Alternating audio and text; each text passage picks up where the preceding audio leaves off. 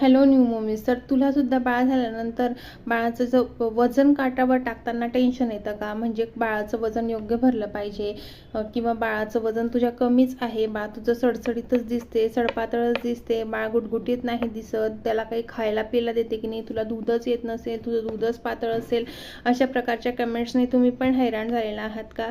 तर तसं करू नका. बाळ ॲक्टिव्हली खेळतं आहे, बाळ सगळं झोपतं आहे, बाळ शू व्यवस्थित करतं आहे, दिवसातून 8 ते 10 वेळा बाळाला सू होते आहे आणि बाळ दिवसातून 2 ते 3 वेळा व्यवस्थित पॉटी होते आहे, बाळाला गॅस होत नाही आहे.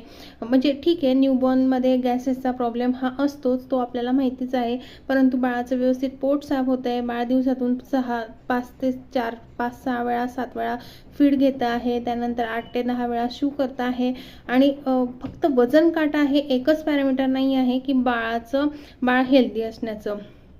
बाळ ॲक्टिव्हली खेळतं आहे हे सुद्धा तेवढंच महत्त्वाचं आहे.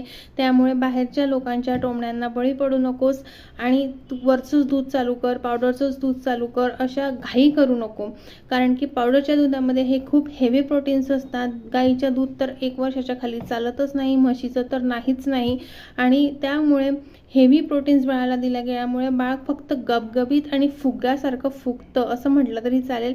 त्यामुळे काही जणांना ऑप्शन नसतो, आईचं दूध नसतं आणि अशा केसेसमध्ये आपल्याला पावडरचं दूध हे डॉक्टरांच्या सल्ल्याने द्यावंच लागतं. परंतु केवळ फक्त घरच्या लोकांच्या टोमण्यांना कंटाळून आणि आजूबाजूच्या नातेवाईकांच्या टोमण्यांना कंटाळून वरचं दूध चालू करण्याची घाई करू नको. आईच्या दुधामध्ये सगळ्यात बेस्ट आहे. आईच्या दुधामध्ये बाळाला जे हवं आहे, जितक्या प्रमाणात हवं आहे ते बरोबर मिळत असतं. त्यामुळे बाळाचं वजन जर व्यवस्थित असेल, बाळ व्यवस्थित ॲक्टिव्ह असेल तर वरचं दूध चालू करण्याची घाई करू नको आणि अशाच हेल्दी पॅरेंटिंग व्हिडिओसाठी आपल्या चॅनलला सबस्क्राईब करायला मात्र विसरू नको. थँक्यू.